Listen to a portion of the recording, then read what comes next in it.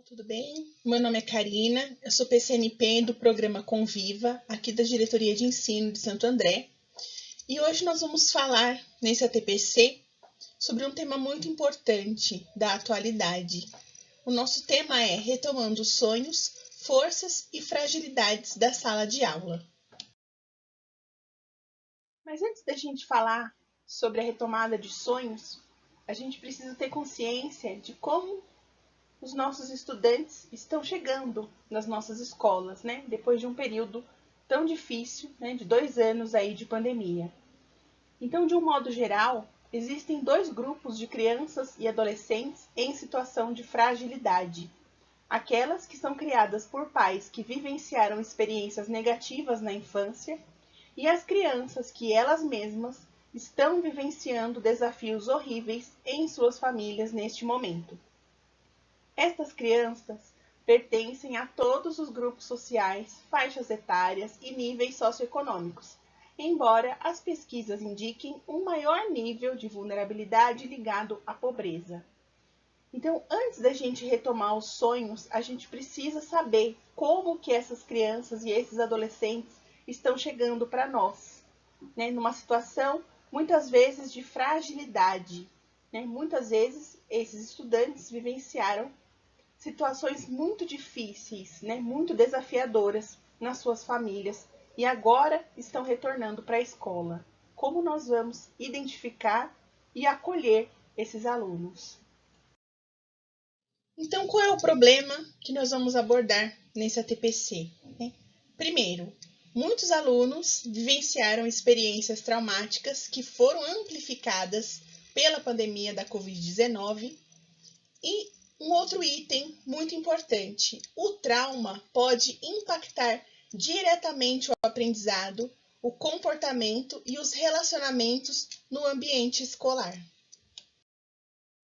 E agora nós precisamos encontrar a solução, né, para esse problema.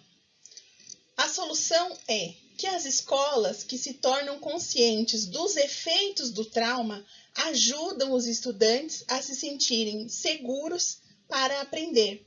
Então, quando a nossa escola se torna consciente do que é o trauma, né, do que é a criança fragilizada, nós conseguimos ajudar esses estudantes a sentirem a segurança necessária para aprender e realmente se dedicar a essa educação integral. E como nós vamos conquistar, né, essa consciência nas nossas escolas? Primeiro, conscientizar a escola sobre os efeitos do trauma demanda um conjunto de ações da escola como um todo. Ou seja, todos nós que estamos na escola precisamos participar dessa conscientização.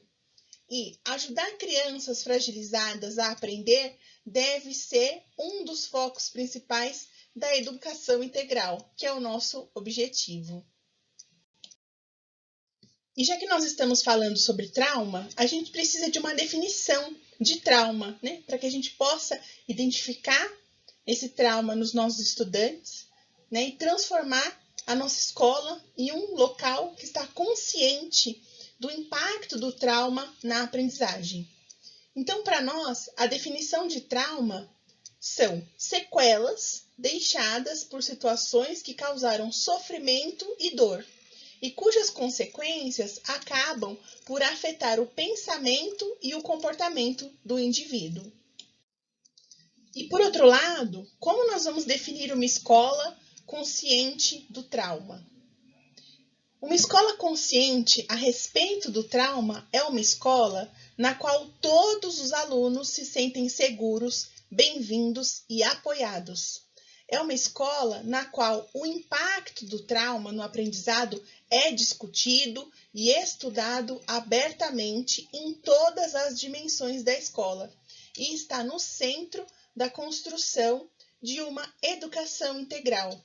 Ou seja, gente, quando a gente se torna uma escola consciente do trauma, quando a gente fala abertamente sobre isso, quando a gente fala que realmente nós vamos ter nas nossas salas de aula crianças que vão estar em situação de vulnerabilidade, que vão estar fragilizadas, a gente vai conseguir atingir muito mais facilmente a construção de uma educação integral, né? Porque nós vamos conseguir olhar para esse aluno como um todo. E quando a gente fala da retomada de sonhos, isso é muito importante, porque a gente não consegue pensar em sonhos, né? Pensar no futuro, se nós estamos vivenciando uma situação de sofrimento ou se nós estamos vivenciando sequelas de uma situação que nos causou sofrimento e dor. Talvez alguns de vocês possam estar se perguntando, né? Será que a gente precisa falar de aluno em situação de vulnerabilidade, de estudantes fragilizados, né? Nós não somos da assistência social, nós não somos psiquiatras, né? Nós não somos psicólogos. Mas nós precisamos falar sobre isso porque estes estudantes, eles estão nas nossas salas e a gente precisa fazer algo a respeito. Esses dados são da Unicef, muito recentes, do ano passado. A Unicef fez um estudo apenas com crianças entre 10 e 19 anos e descobriu-se que numa escala global, 1 em cada 7 está em sofrimento psíquico diagnosticado. Reparem que eu grifei o diagnosticado porque essas são as crianças que realmente têm um laudo, fizeram um acompanhamento médico, né? E a gente imagina o tanto de outros adolescentes, outras crianças que estão em sofrimento psíquico, mas não foram diagnosticadas, né, com esse sofrimento psíquico. Então a gente imagina que esse número é ainda muito maior. Nós sabemos que durante esses 2 anos da pandemia, né, muitos dos nossos estudantes viveram em ambientes perturbadores. E a gente precisa parar e pensar no impacto que esses ambientes têm na aprendizagem, né? Então, muitos dos nossos estudantes, eles sofreram repetidamente os traumas mais variados. E, como resultado, tornaram-se fragilizados, né? O ambiente familiar destes estudantes costuma ser tipicamente dominado pelo medo, linguagem agressiva, pobreza, crueldade intencional, negligência e abuso infantil, tanto físico como emocional. Então, muitos dos nossos estudantes, eles passaram esses 2 anos em ambientes que se tornaram perturbadores para eles. E por isso a gente precisa fazer um trabalho grande de conscientização do papel do trauma na aprendizagem para que a gente possa acolher esse sofrimento, né? Dar uma estrutura para esse aluno para que ele possa novamente sonhar. Por isso que o título do nosso TPC é Retomando os Sonhos, né? A gente precisa acolher o sofrimento para que ele possa ser ressignificado e esse aluno possa retomar os sonhos que foram pausados pela pandemia. E dessas crianças, né, desses adolescentes fragilizados, o que chega para nós, né, que estamos na escola? Então, como professores, nós costumamos identificar estes estudantes como aqueles que aparentemente nunca conseguimos atingir, que estão sempre bravos, brigando, gritando ou simplesmente alheios a tudo ao seu redor, fechados em seus próprios mundos. Muitos se utilizam da violência como um recurso autoprotetivo, em uma tentativa de retomar o controle de suas próprias vidas. Pessoal, por que eu estou falando sobre o controle? Quando a gente sofre repetidos traumas, né, quando a gente é vítima de maus tratos, né, como a gente sofre violência física, violência psicológica, muitos de nós vamos nos utilizar da violência como uma proteção, né, para que essa violência me dê uma sensação de controle. Porque quando eu sou fragilizado, né, quando eu estou fragilizado por alguma coisa, por alguma violência que eu sofri, eu me sinto vítima, né? E a posição da vítima é uma posição muito desconfortável, né? Nenhum de nós quer ser vítima de nada. Porque quando nós estamos na posição de vítima, nós perdemos o controle, né, daquilo que nos acontece, daquilo que nos aconteceu.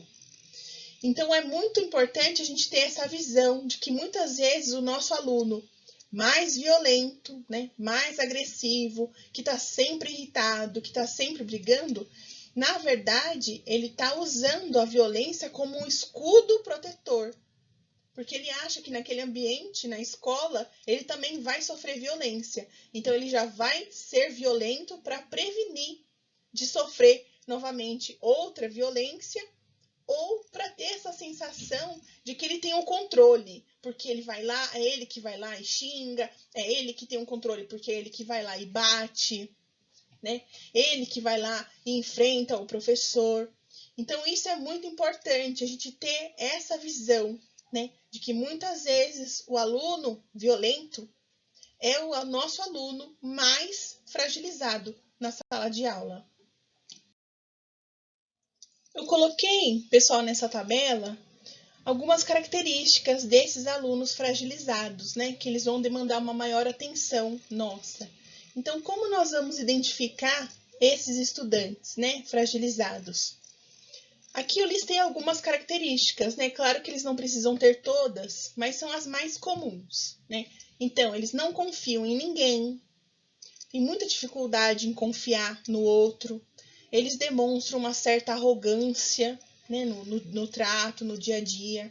Raramente eles se desculpam, mesmo quando eles estão errados. Eles nunca comemoram as conquistas deles, né? Então, se eles foram bem numa atividade, se eles foram bem numa prova, eles não comemoram. Eles costumam ter explosões de hostilidade, né? Muitas vezes uma hostilidade que é gratuita. Eles buscam a justiça perfeita e se ressentem da injustiça. Então, é aquele aluno que vai cobrar que tudo que você fizer para um aluno tem que fazer para ele idêntico, né? Porque a justiça para ele tem que ser perfeita. Então, se ele se sentir em algum momento injustiçado, ele vai ter uma explosão, por exemplo, de agressividade, de hostilidade. Eles costumam demonstrar desconforto frente às situações sociais, né? Nos relacionamentos sociais na escola. Possuem poucos amigos, resistem bastante ao contato físico, então eles não gostam muito de se relacionar, né, ao contato físico com as outras pessoas.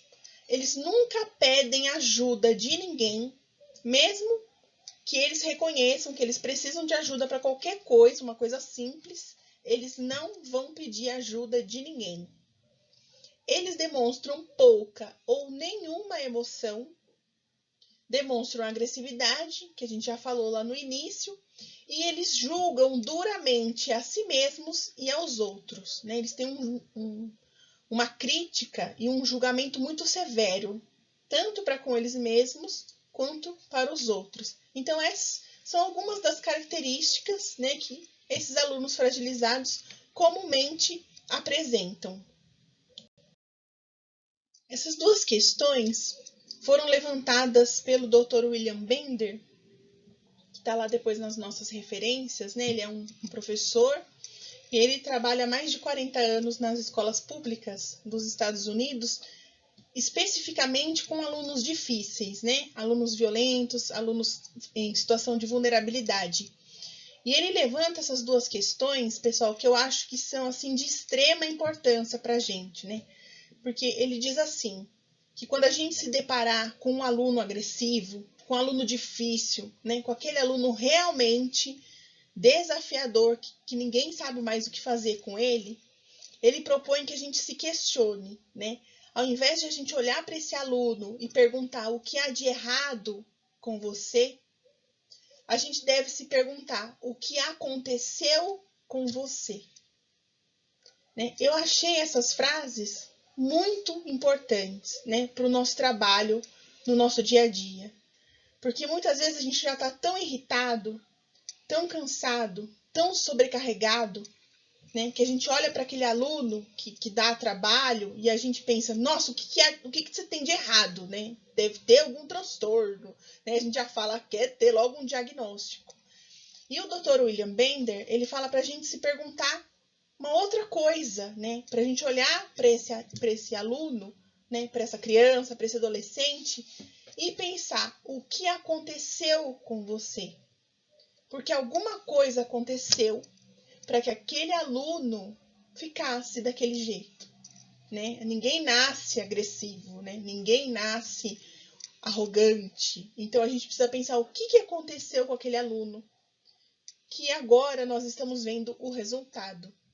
Então acho que isso é uma mudança de paradigma muito importante para que a gente possa realmente começar a entender esse aluno, né, e trabalhar essa educação integral de todos, né? Não só daquele aluno que a gente fala que é o aluno bonzinho, que é o aluno que participa, que é o aluno que faz as tarefas, que é o aluno que está engajado, mas aquele aluno que vai contra tudo isso, né? A gente precisa se perguntar o que aconteceu com ele e o que nós vamos fazer, né, para ajudá-lo. O Dr. William Bender, ele vai nos dizer também que proporcionar escolhas para esses estudantes, né, fragilizados é de muita importância, gente. Então ele vai dizer que professores podem ajudar os estudantes fragilizados a terem um senso de controle sobre suas vidas, oferecendo escolhas sempre que for possível. Escolhas que envolvam lição de casa e outras situações na escola, como os combinados de convivência, tendem a fortalecer o senso de autocontrole do estudante, o que normalmente resultará em uma melhora do comportamento em sala de aula. Isso é uma técnica muito usada quando a gente vai lidar com esses alunos, né, que estão fragilizados.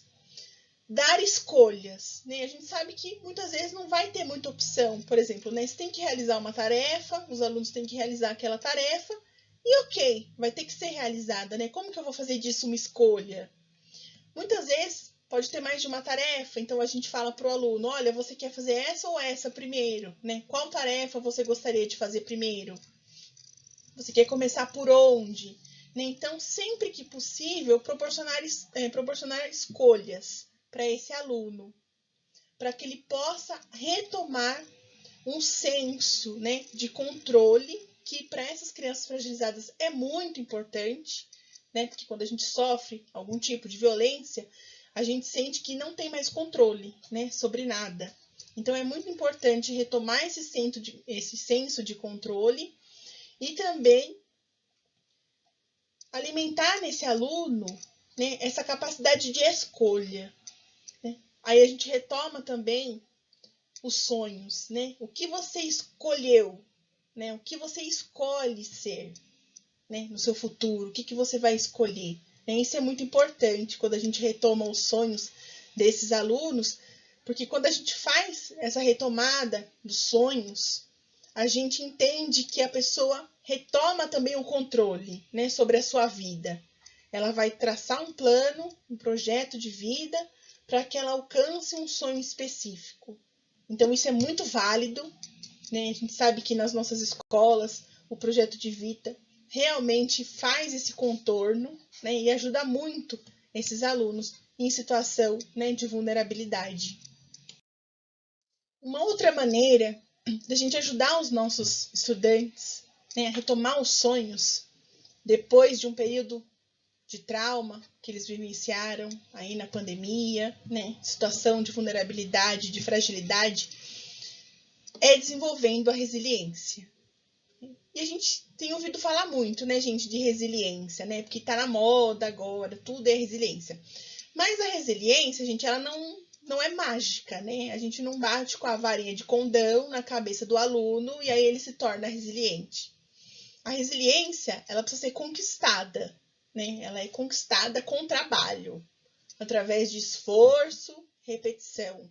Por quê? Porque o nosso cérebro, ele só aprende através de esforço e repetição. Então, para a gente desenvolver a resiliência, a gente precisa ter 3 competências diferentes. A primeira competência dela é a competência física, que engloba aí, entre outras coisas, dormir bem, alimentar-se adequadamente, fazer exercícios e manter uma boa saúde. Então não dá para eu falar em resiliência se o meu aluno não tem a competência física, né? Se ele não consegue dormir direito, se ele não se alimenta direito, né? Isso é a base do desenvolvimento da resiliência, a competência física, né? A gente precisa estar bem de saúde, bem no nosso corpo para isso. A segunda competência é a competência socioemocional.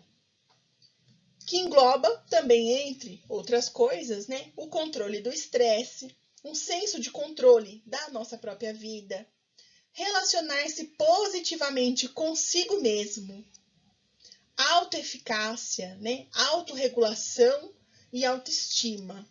Então, essas são as competências socioemocionais que a gente precisa desenvolver para chegar na resiliência, né? Controle do estresse, senso de controle da própria vida. Esse é muito importante, gente, relacionar-se positivamente consigo mesmo. Porque muita gente não gosta de si mesmo, né? Então, a gente precisa desenvolver um relacionamento legal com a gente mesmo. A autoeficácia, gente, é um senso de que você é capaz de fazer as coisas que você precisa fazer. Então, é uma competência socioemocional também muito importante, né? Esse senso de autoeficácia. Olha, eu sou capaz, eu sei que eu sou capaz. Autorregulação também é importantíssimo. É a nossa capacidade de nos controlarmos, né? De controlar a nossa emoção, de controlar a nossa raiva, né? De controlar os nossos impulsos, controlar o nosso comportamento, né? Olha, eu ia fazer tal coisa, mas pensei melhor, não vou, né? Essa capacidade de autorregulação, de colocar um limite, né, para aquilo que a gente vai fazer, que a gente vai dizer, isso é muito importante. E a autoestima, né, importantíssima também para a gente desenvolver a resiliência, né? Porque se eu não acredito que eu sou bom o suficiente, né, para estar no mundo, para fazer o que eu quero fazer, eu não vou conseguir desenvolver a resiliência. E a terceira competência, gente, é a competência cognitiva, né, que seria a habilidade de resolução de problemas, processamento da informação, né, esse processamento no cérebro, e habilidades intelectuais de uma forma geral. Então, a gente precisa investir na nossa competência física, socioemocional e cognitiva para que a gente alcance a resiliência, né? Então, a gente precisa investir nessas competências em nós e nos nossos estudantes também. Em 2022, nós retomamos aos poucos os sonhos dos nossos estudantes, né, que foram pausados pela pandemia da Covid-19. Mas quais seriam, então, dentro do nosso tema, né, as forças e fragilidades da sala de aula? Eu fiz todo esse caminho com vocês, um pouco corrido, né, em função do nosso tempo disponível, para que a gente entenda, né, como esses alunos estão chegando para nós, né, que situação que eles estão, que muitos deles podem ter vivenciado situações muito difíceis, muito dolorosas. Como a gente vai fazer essa retomada dos sonhos? Identificar esses alunos que precisam de um suporte, né, de um acolhimento. E aí entram as forças e as fragilidades da nossa sala de aula, né, em todo esse contexto. E a resposta é muito simples, né, entre aspas, mas que é de suma importância para todos nós. E a resposta, pessoal, está aí no slide, né? São os relacionamentos. A força da nossa sala de aula está nos relacionamentos positivos que nós construímos com os nossos colegas de trabalho, com os nossos alunos. E as fragilidades da nossa sala de aula também permeiam os relacionamentos, né? Quando nós não conseguimos atingir, alcançar o nosso aluno. Então, eu acredito que nós devemos investir muito, investir talvez tudo que nós temos em criar relacionamentos saudáveis, né? No nosso ambiente de trabalho, na nossa sala de aula, entre os colegas, entre os nossos alunos, porque aí, nesse ponto, residem toda a força e toda a fragilidade da nossa sala de aula. E para terminar a nossa reflexão desse ATPC, vocês vão receber duas atividades. A primeira é uma atividade reflexiva, né, falando sobre as competências socioemocionais, né, sobre aquilo que a gente precisa ou gostaria de desenvolver. E a atividade complementar, que é um teste sobre como nós nos relacionamos com os outros, né? E o que talvez nós precisamos melhorar. Então agora eu deixo vocês com essas atividades e muito obrigada pela atenção.